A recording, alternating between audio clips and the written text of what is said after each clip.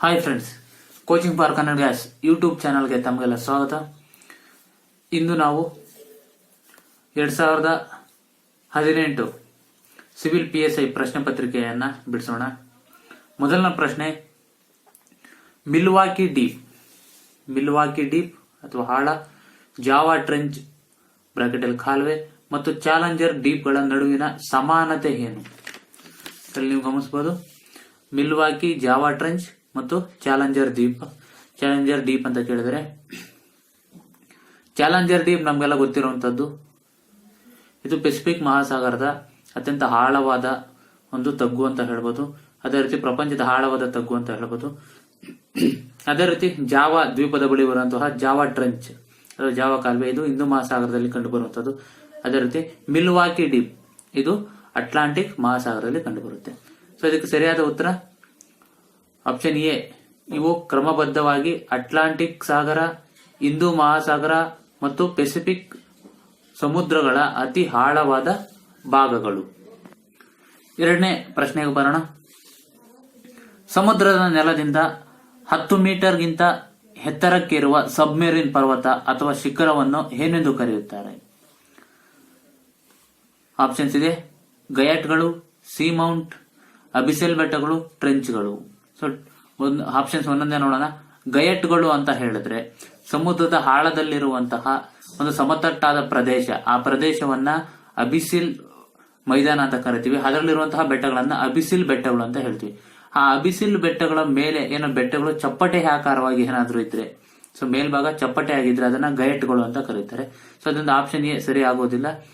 C ಮೌಂಟ್ಗಳು, so C ಮೌಂಟ್ಗಳು ಗಯಟ್ ಸಾಮಾನ್ಯವಾಗಿ ಅಬಿಸಿಲ್ ಬೆಟ್ಟಗಳು ಅಂತ ಹೇಳಿದ್ರೆ ಇವು 100ರಿಂದ 300 ಮೀಟರ್ ಅಷ್ಟು ಎತ್ತರ ಮಾತ್ರ ಇರುತ್ತೆ. ಅದಕ್ಕಿಂತ ಎತ್ತರ 1000 ಮೀಟರ್ಗಿಂತ ಎತ್ತರ ಇದ್ರೆ ಅವರನ್ನ ಸಿ ಮೌಂಟ್ಗಳು ಅಂತ ಕರೀತಾರೆ. ಅದೇ ರೀತಿ ಅಬಿಸಿಲ್ ಮೈದಾನದಲ್ಲಿ ಕಂಡು ಬರುವಂತಹ ಬೆಟ್ಟಗಳನ್ನ ಅಬಿಸಿಲ್ ಬೆಟ್ಟಗಳು ಅಂತ ಕರಿತೀವಿ. ಸೊ ಇದಕ್ಕೆ ಸರಿಯಾದ ಉತ್ತರ ಸಿ ಮೌಂಟ್ಗಳು. ಮೂರನೇ ಪ್ರಶ್ನೆ, 2018ರ ಏಷ್ಯನ್ ಗೇಮ್ಸ್ ನ ಶೂಟಿಂಗ್ ನಲ್ಲಿ ಪ್ರತ್ಯೇಕ ಬಂಗಾರದ ಪದಕವನ್ನು ಗೆದ್ದ ಭಾರತದ ಮೊಟ್ಟ ಮೊದಲ ಮಹಿಳೆ ಯಾರು? ಅದಕ್ಕೆ ಸರಿಯಾದ ಉತ್ತರ ರಾಹಿ ಸರ್ನೋಬತ್. ಮುಂದಿನ ಪ್ರಶ್ನೆ ನೋಡೋಣ. ಈ ಕೆಳಗಿನವುಗಳಲ್ಲಿ ಬೆಚ್ಚಗಿನ ಪ್ರವಾಹ ಅಥವಾ ಹರಿವು, ವಾರ್ಮ್ ಕರೆಂಟ್ ಯಾವುದು? ಸೊ ಸಾಗರ ಪ್ರವಾಹಗಳ ಮೇಲೆ ಒಂದು ಜಿಯೋಗ್ರಫಿ ಕ್ವಶನ್ ಅಂತ ಹೇಳ್ಬೋದು. ಒಯಾಶಿಯೋ ಕರೆಂಟ್. ಸೊ ಒಯಾಶಿಯೋ ಕರೆಂಟ್, ಕುರೋಶಿಯೋ, ಒಕೋಸ್ಟಕ್, ಪೆರು ಕರೆಂಟ್. ಒಯಾಶಿಯೋ ಕರೆಂಟ್ ಇದು ಶೀತ ಪ್ರವಾಹ, ಕುರೋಶಿಯೋ ಇದು ಜಪಾನ್ನ ಬಳಿ ಬರುತ್ತೆ, ಇದು ಉಷ್ಣ ಪ್ರವಾಹ. ಅದೇ ರೀತಿ ಒಕೋಸ್ಟಕ್, ಸೊ ಇದು ಸಹ ಶೀತ ಪ್ರವಾಹ, ಪೆರು ಸಹ ಶೀತ ಪ್ರವಾಹ.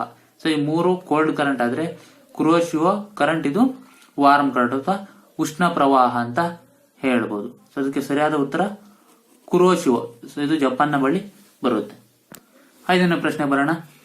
ವಿಜ್ಞಾನಿಗಳ ಅಂತಾರಾಷ್ಟ್ರೀಯ ತಂಡವು ಇತ್ತೀಚೆಗೆ ಬೆಳೆಸಲ್ಪಟ್ಟ ಯಾವ ಬೆಳೆಯ ಜೆನೆಟಿಕ್ ಕೋಡ್ ಅನ್ನು ಮೊದಲು ಮುರಿದಿರುವರು?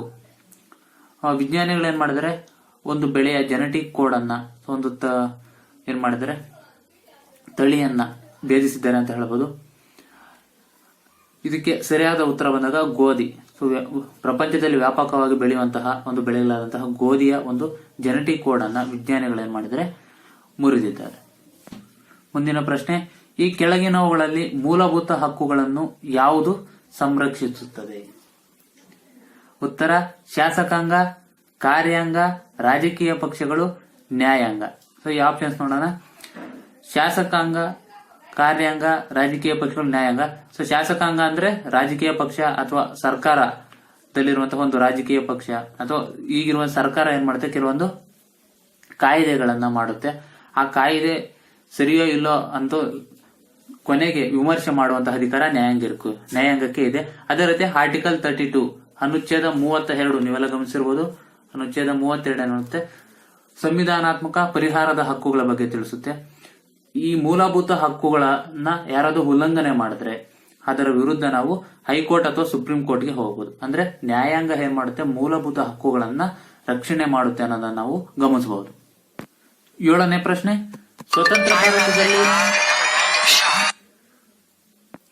ಸ್ವತಂತ್ರ ಭಾರತದಲ್ಲಿ ಮೊದಲ ಜನರಲ್ ಎಲೆಕ್ಷನ್ ಅಥವಾ ಸಾಮಾನ್ಯ ಚುನಾವಣೆ ಯಾವ ವರ್ಷ ನಡೆದಿತ್ತು? ಸ್ವಾತಂತ್ರ್ಯ ಭಾರತ ಫ್ರೀ ಇಂಡಿಯಾ ಬಂದಾಗ ಅಥವಾ ಆಫ್ಟರ್ ಇಂಡಿಪೆಂಡೆನ್ಸ್ ಬಂದಾಗ 1947ರಲ್ಲಿ ಮಧ್ಯಂತರ ಸರ್ಕಾರ ಇರುತ್ತೆ. ನಂತರ 1951-52ರಲ್ಲಿ ಚುನಾವಣೆಗಳನ್ನ ನಡೆಸ್ತಾರೆ. ಸೊ ಈ ಒಂದು ಚುನಾವಣೆ 1951ರಲ್ಲಿ ಸ್ಟಾರ್ಟ್ ಆಗಿ 52ರಲ್ಲಿ ಮುಕ್ತಾಯ ಆಗುತ್ತೆ. ಸೊ ಇದಕ್ಕೆ ಸರಿಯಾದ ಉತ್ತರ 1951. ಮುಂದಿನ ಪ್ರಶ್ನೆ, ಸಂವಿಧಾನದ ಯಾವ ವಿಧಿಯ ಅಡಿಯಲ್ಲಿ ಒಬ್ಬ ವ್ಯಕ್ತಿ ಮೂಲಭೂತ ಹಕ್ಕುಗಳ ಉಲ್ಲಂಘನೆಯಾದಲ್ಲಿ ನೇರವಾಗಿ ಸರ್ವೋಚ್ಚ ನ್ಯಾಯಾಲಯಕ್ಕೆ ಮೊರೆ ಹೋಗಬಹುದು?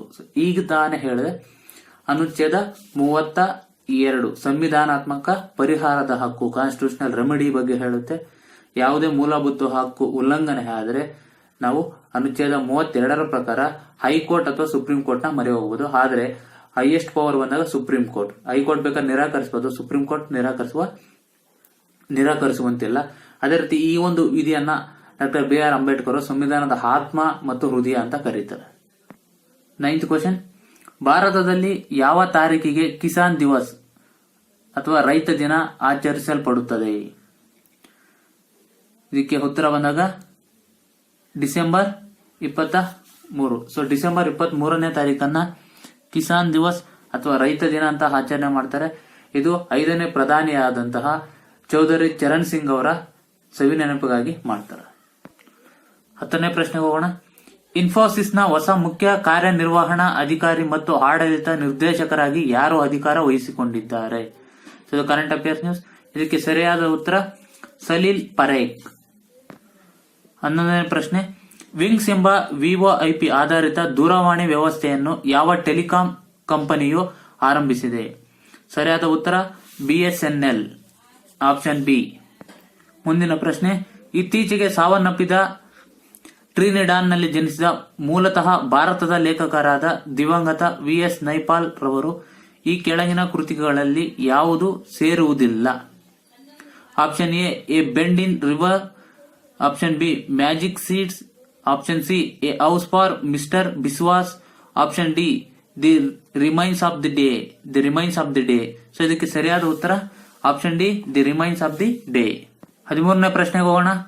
ಜಗತ್ತಿನ ಕಾಯ್ದಿಟ್ಟ ಜೀವಗೋಳ ಜಾಲದಲ್ಲಿ ಸೇರಿದ ಭಾರತದಲ್ಲಿನ ಕಾಯ್ದಿಟ್ಟ ಜೀವಗೋಳದ ಪ್ರಸ್ತುತ ಸಂಖ್ಯೆ ಎಷ್ಟು? ಆಪ್ಷನ್ ಎ 8, 9, 10, 11 ಇದೆ.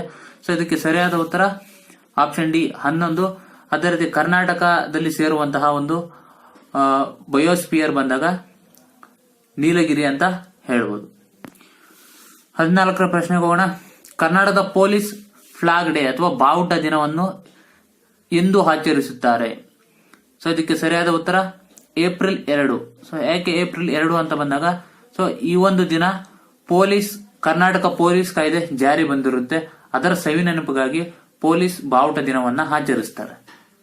15ನೇ ಪ್ರಶ್ನೆ, ನ್ಯಾಯ ವಿಚಾರಣೆ ಇಲ್ಲದೆ ಜನಸಾಮಾನ್ಯರನ್ನು ಕೊಲ್ಲುವುದು ಅಥವಾ ಮಾಬ್ ಕಿಲ್ಲಿಂಗ್ ಮತ್ತು ಹಿಂಸೆಯ ವಿರುದ್ಧ ಕಾನೂನನ್ನು ಸೂಚಿಸಲು ಕೇಂದ್ರ ಸರ್ಕಾರವು ಉನ್ನತ ಮಟ್ಟದ ಯಾವ ಸಮಿತಿಯನ್ನ ಸೂಚಿಸಿದೆ? ಆಪ್ಷನ್ ಎ ಕೆ ದಾಸ್ಮನ್ ಸಮಿತಿ, ರಾಜೀವ್ ಗೌಬಾ ಸಮಿತಿ, ಭಾಸ್ಕರ್ ಕುಲ್ಪೆ ಸಮಿತಿ, ಇಂದರ್ಜಿತ್ ಸಿಂಗ್ ಕಮಿಟಿ. ಸೊ ಇದಕ್ಕೆ ಸರಿಯಾದ ಉತ್ತರ ರಾಜೀವ್ ಗೌಬಾ ಸಮಿತಿ. ಸೊ ಇದನ್ನು ನೀವು ಇತ್ತೀಚೆಗೆ ನ್ಯೂಸ್ ಅಲ್ಲಿ ನೋಡಿರಬಹುದು. ಒಂದು ಮಕ್ಕಳ ಕಳ್ಳರಿದ್ದಾರೆ ಅಂತ ಸುಮಾರು ಜನನ್ನ ಸಾಯಿಸಿದ್ರು. ಅದೇ ರೀತಿ ಒಂದು ಗೋ ರಕ್ಷಣೆ ಹೆಸರಲ್ಲಿ ಸುಮಾರು ಜನರನ್ನ ಸಾಯಿಸ್ತಾ ಇದ್ದಾರೆ ಇತ್ಯಾದಿಗಳ ಕುರಿತು. ಅದರಲ್ಲೂ ಹೆಚ್ಚಾಗಿ ಈ ವಾಟ್ಸಪ್ ಅಲ್ಲಿ ಬಂದಂತಹ ಒಂದು ಸುಳ್ಳು ಸುದ್ದಿಯ ವಿರುದ್ಧ ಈ ಒಂದು ರಾಜೀವ್ ಗೌಬಾ ಸಮಿತಿಯನ್ನ ರಚನೆ ಮಾಡ್ತಾರೆ. ಮುಂದಿನ ಪ್ರಶ್ನೆ, ನಾಗರಿಕ ರಾಷ್ಟ್ರೀಯ ನೋಂದಣಿಯ ಮೊದಲ ಕರಡು ಅಥವಾ ಡ್ರಾಫ್ಟ್ ಯಾವ ರಾಜ್ಯಕ್ಕೆ ಬಿಡುಗಡೆಯಾಯಿತು? ಸೊ ಇದಕ್ಕೆ ಸರಿಯಾದ ಉತ್ತರ ಅಸ್ಸಾಂ. ಸೊ ಅಸ್ಸಾಂನಲ್ಲಿ ಮೊದಲ ಬಾರಿಗೆ ಇದು ಸುಪ್ರೀಂ ಕೋರ್ಟ್ ನ ಮೇಲ್ವಿಚಾರಣೆಯಲ್ಲಿ ನಡೆಯಿತು. ಸೊ ಅಂದ್ರೆ ಅಸ್ಸಾಂನಲ್ಲಿ ಇರುವಂತಹ ಇಲ್ಲೀಗಲ್ ಮೈಗ್ರೆಂಟ್ಸ್ ಅಂತ ಏನ್ ಹೇಳೋದು, ಅಥವಾ ವಲಸೆ ಬಂದಿರುವಂತಹ ಒಂದು ಜನರನ್ನ ಹೊರಕ್ಕೆ ಹಾಕೋದಕ್ಕೆ ಅಥವಾ ವಲಸೆ ಅಸ್ಸಾಂನ ನಿಜವಾದ ಪ್ರಜೆಗಳು ಮತ್ತು ವಲಸಿಗರನ್ನ ತಿಳಿದುಕೊಡುವುದು ಇದರ ಮುಖ್ಯ ಉದ್ದೇಶ. 17ನೇ ಪ್ರಶ್ನೆ, 2018ರ ದಾದಾ ಸಾಹೇಬ್ ಫಾಳ್ಕೆ ಪ್ರಶಸ್ತಿಯನ್ನು ಯಾರು ಪಡೆದಿದ್ದಾರೆ? ಸರಿಯಾದ ಉತ್ತರ ವಿನೋದ್ ಖನ್ನಾ. 18ನೇ ಪ್ರಶ್ನೆ, ಜಪಾನ್ ಸಮುದಾಯದ ಯಾವ ದ್ವೀಪದಲ್ಲಿ ಹಿರೋಶಿಮಾ ಮತ್ತು ನಾಗಾಸಕಿ ನಗರಗಳಿವೆ? ಸೊ ಇದಕ್ಕೆ ಸರಿಯಾದ ಉತ್ತರ ಆಪ್ಷನ್ ಎ ಒನ್ಶು, ಕ್ಯೂಶು ಅನುಕ್ರಮವಾಗಿ. ಸೊ ಹಿರೋಶಿಮಾ ಒಂದು ನಗರವು ಒನ್ಶು ದ್ವೀಪದಲ್ಲಿ ಇದ್ರೆ ಕ್ಯೂಶು ದ್ವೀಪದಲ್ಲಿ ನಾಗಾಸಾಕಿ ನಗರ ಇದೆ. ಮುಂದಿನ ಪ್ರಶ್ನೆ, ಈ ಕೆಳಗಿನವರಲ್ಲಿ ಯಾರು ಪಟ್ಟದಕಲ್ಲು ಮತ್ತು ಐಹೊಳೆಗಳ ಸುಂದರ ದೇಗುಲಗಳನ್ನು ನಿರ್ಮಿಸಿದರು? ಇದಕ್ಕೆ ಸರಿಯಾದ ಉತ್ತರ ಚಾಳುಕ್ಯರು, ಬಾದಾಮಿ ಚಾಳುಕ್ಯರು. ಸೊ ಪಟ್ಟದಕಲ್ಲು ಮತ್ತು ಐಹೊಳೆಯಲ್ಲಿ ಸುಂದರ ದೇಗುಲಗಳನ್ನ ನಿರ್ಮಿಸಿದ್ದಾರೆ. ಸೊ ಹಿಂದೂ ಮತ್ತು ಜೈನ ದೇವಾಲಯಗಳನ್ನ ಅಧಿಕವಾಗಿ ನಾವು ಕಾಣಬಹುದು. 20ನೇ ಪ್ರಶ್ನೆ, ಕಲ್ಯಾಣಿ ಚಾಳುಕ್ಯರಲ್ಲಿ ಜಗದೇಕ ಮಲ್ಲ ಬಿರುದು ಪಡೆದವರು ಯಾರು? ಸೊ ಅದಕ್ಕೆ ಸರಿಯಾದ ಉತ್ತರ Jayasimha II. So Jayasimha II ಜಗದೇಕ ಮಲ್ಲ ಎಂಬ ಬಿರುದನ್ನ ಪಡೆದಿದ್ರು. 2018ರ ಫಿಫಾ ವರ್ಲ್ಡ್ ಕಪ್ ಪಂದ್ಯದಲ್ಲಿ ಗೋಲ್ಡನ್ ಬಾಲ್ ಪ್ರಶಸ್ತಿಯನ್ನು ಗೆದ್ದ ಅತ್ಯುತ್ತಮ ಆಟಗಾರ ಯಾರು? ಸರಿಯಾದ ಉತ್ತರ ಲೂಕ್ ಮ್ಯಾಡ್ರಿಕ್. 22ನೇ ಪ್ರಶ್ನೆ, ಭಾರತದ ಮಿಸೈಲ್ಗಳಲ್ಲಿ ಸೂಪರ್ಸಾನಿಕ್ ಕ್ರೂಸ್ ಮಿಸೈಲ್ ಯಾವುದು? ಸೊ ಭಾರತದ ಮಿಸೈಲ್ ಅಲ್ಲಿ ಸೂಪರ್ಸಾನಿಕ್ ಕ್ರೂಸ್ ಮಿಸೈಲ್ ಯಾವುದು ಅಂತ ಕೇಳಿದರೆ ಇದಕ್ಕೆ ಸರಿಯಾದ ಉತ್ತರ ಬ್ರಹ್ಮೋಸ್. ಸೊ ಬ್ರಹ್ಮೋಸ್ ಬಂದು ಭಾರತ ಮತ್ತು ರಷ್ಯಾ ದೇಶ ಅಭಿವೃದ್ಧಿಪಡಿಸಿರುವಂತಹ ಕ್ರೂಸ್ ಮಿಸೈಲ್ ಅಂತ ಹೇಳ್ಬೋದು. 2018ರ ಗೋಲ್ಡನ್ ಮ್ಯಾನ್ ಬೂಕರ್ ಪ್ರಶಸ್ತಿಯನ್ನು ಗೆದ್ದ ಕೃತಿ ಅಥವಾ ಕಾದಂಬರಿ ಯಾವುದು? ಸರಿಯಾದ ಉತ್ತರ ದಿ ಇಂಗ್ಲಿಷ್ ಪೇಷಂಟ್. ಮುಂದಿನ ಪ್ರಶ್ನೆ 24ನೇ ಪ್ರಶ್ನೆ, ನಾಗ್ ಮಿಸೈಲ್ ಅನ್ನು ಅಭಿವೃದ್ಧಿಪಡಿಸಿದ ಭಾರತೀಯ ಸಂಸ್ಥೆ ಯಾವುದು? ಸೊ ನಾಗ್ ಕ್ಷಿಪಣಿ ಬಗ್ಗೆ ಕೇಳಿದರೆ ಇದನ್ನ ಅಭಿವೃದ್ಧಿಪಡಿಸಿದ್ದು DRDO. ಸೊ ನಾಗ್ ಗಗನಕ್ಕೆ ಹಾರುವಂತಹ ಒಂದು ಕ್ಷಿಪಣಿ ಅಂತ ಹೇಳ್ಬೋದು. 25ನೇ ಪ್ರಶ್ನೆ, ಸಂವಿಧಾನದಲ್ಲಿ ಶಿಕ್ಷಣದ ಹಕ್ಕನ್ನು ಒದಗಿಸುವ ಹೊಸ ಆರ್ಟಿಕಲ್ 21A ಇದನ್ನು ಸೇರ್ಪಡಿಸಿದ ತಿದ್ದುಪಡಿ ಯಾವುದು? ಸರಿಯಾದ ಉತ್ತರ 86ನೇ ತಿದ್ದುಪಡಿ. ಇದನ್ನ 2002ರಲ್ಲಿ ಮಾಡ್ತಾರೆ. ಶಿಕ್ಷಣವನ್ನು ಒಂದು ಮೂಲಭೂತ ಹಕ್ಕನ್ನಾಗಿ ಮಾಡಲಾಗುತ್ತೆ. 26ನೇ ಪ್ರಶ್ನೆ, ಮಹಿಳೆಯರಿಗಾಗಿನ ರಾಷ್ಟ್ರೀಯ ಆಯೋಗವು ಡ್ಯಾಶ್ನೊಂದರಿಗೆ ಅಂತರ್ಜಾಲದ ಸುರಕ್ಷಿತ ಬಳಕೆಯ ಕುರಿತು ಮಹಿಳೆಯರಿಗೆ ತರಬೇತಿ ನೀಡಲು ಡಿಜಿಟಲ್ ಸಾಕ್ಷರತಾ ಕಾರ್ಯಕ್ರಮವೊಂದನ್ನು ಆಯೋಜಿಸಲು ಪಾಲುದಾರಿಕೆ ಹೊಂದಿದೆ. ಸೊ ಇದಕ್ಕೆ ಸರಿಯಾದ ಉತ್ತರ ಫೇಸ್ಬುಕ್. ಮುಂದಿನ ಪ್ರಶ್ನೆ, ವಿಶ್ವಸಂಸ್ಥೆಯ ಪರಿಸರ ಕಾರ್ಯಕ್ರಮ UNEP ಡ್ಯಾಶ್ ವಿಮಾನ ನಿಲ್ದಾಣವನ್ನು ಜಗತ್ತಿನ ಮೊದಲ ಪೂರ್ಣ ಪ್ರಮಾಣದ ಸೌರಶಕ್ತಿ ಚಾಲಿತ ವಿಮಾನ ನಿಲ್ದಾಣವೆಂದು ಗುರುತಿಸಿದೆ. ಸೊ ಇದಕ್ಕೆ ಉತ್ತರ ಕೊಚ್ಚಿನ್, ಕೇರಳದ ಕೊಚ್ಚಿನ್. ಮುಂದಿನ ಪ್ರಶ್ನೆ, ಅಟಲ್ ಇನ್ನೋವೇಷನ್ ಮಿಷನ್ ನಾವೀನ್ಯತೆ ಸಂಸ್ಕೃತಿ ಪ್ರೋತ್ಸಾಹಿಸಲು ಭಾರತ ಸರ್ಕಾರದ ಒಂದು ಪ್ರಯತ್ನವಾಗಿದ್ದು ಡ್ಯಾಶ್ ಅಡಿಯಲ್ಲಿ ಕೈಗೆತ್ತಿಕೊಳ್ಳಲಾಗಿದೆ. ಸೊ ಅಟಲ್ ಇನ್ನೋವೇಷನ್ ಮಿಷನ್ ನಾವೀನ್ಯತೆ ಇಂಗ್ಲಿಷ್ ಅಲ್ಲಿ ನೋಡಿದ್ರೆ Atal innovation mission is a governmental of India endeavour to promote culture of innovation and taken of under. ಅಂದ್ರೆ ಯಾವ ಮಿನಿಸ್ಟರಿ ಅಡಿಗೆ ಬಂದಿದೆ ಅಂತ ಕೇಳಿದ್ರೆ ಇದಕ್ಕೆ ಸರಿಯಾದ ಉತ್ತರ NITI Aayog. So 29th question, ಇಂದು ಮಲ್ಹೋತ್ರ ಇವರು. ಸೊ ಇಂದು ಮಲ್ಹೋತ್ರ ಯಾರಂತ ಪ್ರಶ್ನೆ ಮಾಡಿದರೆ ಇದಕ್ಕೆ ಸರಿಯಾದ ಉತ್ತರ ಇತ್ತೀಚೆಗೆ ಸರ್ವೋಚ್ಚ ನ್ಯಾಯಾಲಯದ ನ್ಯಾಯಾಧೀಶರಾಗಿ ಪ್ರಮಾಣ ವಚನ ಸ್ವೀಕರಿಸಿದ ಮೊದಲ ಮಹಿಳಾ ಹಿರಿಯ ವಕೀಲರು. ಮುಂದಿನ ಪ್ರಶ್ನೆ, ಸಾಗರ್ ಕವಚ್ ಎಂದರೆ? ಸೊ ಸಾಗರ್ ಕವಚ್ ಒಂದು ಎಕ್ಸಸೈಸ್ ಅಂತ ಹೇಳ್ಬೋದು. ಇದಕ್ಕೆ ಸಾಗರ್ ಕವಚ್ ಎಂಬುದು ಕರಾವಳಿ ಭದ್ರತೆಯಲ್ಲಿನ ಲೋಪದೋಷಗಳ ಮೌಲ್ಯಮಾಪನ ಮತ್ತು ಭದ್ರತೆ ಬಲಪಡಿಸಲು ನಡೆಸಿದಂತಹ ಕಾರ್ಯಾಭ್ಯಾಸ. ಮುಂದಿನ ಪ್ರಶ್ನೆ, ಮೊಬೈಲ್ ಟೆಲಿಫೋನ್ನಲ್ಲಿ GSM ಎಂದರೆ? GSM ಎಂದರೆ global system of mobile communication. Option B. BIOS ಎಂದರೇನು? BIOS ಇದನ್ನ ಎಕ್ಸ್ಪ್ಲೇನ್ ಮಾಡೋದಕ್ಕೆ ಕೇಳಿದರೆ ಉತ್ತರ ಬೇಸಿಕ್ ಇನ್ಪುಟ್ ಔಟ್ಪುಟ್ ಸಿಸ್ಟಮ್. 33ನೇ ಪ್ರಶ್ನೆ, ಒಬ್ಬ ವ್ಯಕ್ತಿಯ ವೈಯಕ್ತಿಕ ಮಾಹಿತಿಗಳನ್ನು ಸಂಗ್ರಹಿಸಿ ಆ ವ್ಯಕ್ತಿಯೆಂದು ಯಥಾರ್ಥವಾಗಿ ಅಥವಾ ಕೃತಕವಾಗಿ ನಡೆದುಕೊಳ್ಳುವುದು ಸೋಗು ಹಾಕುವ ಅಪರಾಧವನ್ನು ಏನೆಂದು ಕರೆಯುತ್ತಾರೆ? ಸೊ ಅದಕ್ಕೆ ಸರಿಯಾದ ಉತ್ತರ ಗುರುತು ಅಪಹರಣ ಅಥವಾ ಐಡೆಂಟಿಟಿ ಥೆಫ್ಟ್ ಅಂತ ಕರೀತಾರೆ. 34ನೇ ಪ್ರಶ್ನೆ, ಭ್ರಾಂತಿ ಅಥವಾ ಮರೀಚಿಕೆ ಇಂಗ್ಲಿಷ್ ನಲ್ಲಿ ಮಿರೇಜ್ ಅಥವಾ ಮೈರೇಜ್ ಅಂತ ಕರೀಬಹುದು.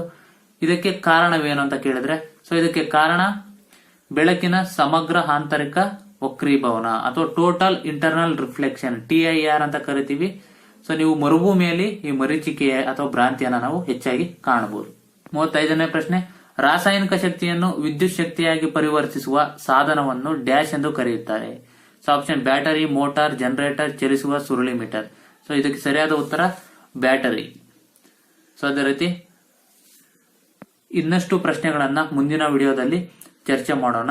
ಸೊ ಈ ವಿಡಿಯೋ ನಿಮ್ಗೆ ಇಷ್ಟವಾದ ದಯವಿಟ್ಟು ನಮ್ಮ ಚಾನಲ್ಗೆ ನೀವು ಹೊಸಬರಾಗಿದ್ದಲ್ಲಿ ಸಬ್ಸ್ಕ್ರೈಬ್ ಆಗೋದನ್ನ ಮರಿಬೇಡಿ. ಅದೇ ರೀತಿ ಪಕ್ಕದಲ್ಲಿರುವಂತಹ ಬೆಲ್ ಬಟನ್ ಅನ್ನ ಒತ್ತಿ ನಮ್ಮ ಚಾನಲ್ನ ಎಲ್ಲಾ ವಿಡಿಯೋಗಳನ್ನ ವೀಕ್ಷಣೆ ಮಾಡ್ತಾ ಇರಿ. Thank you.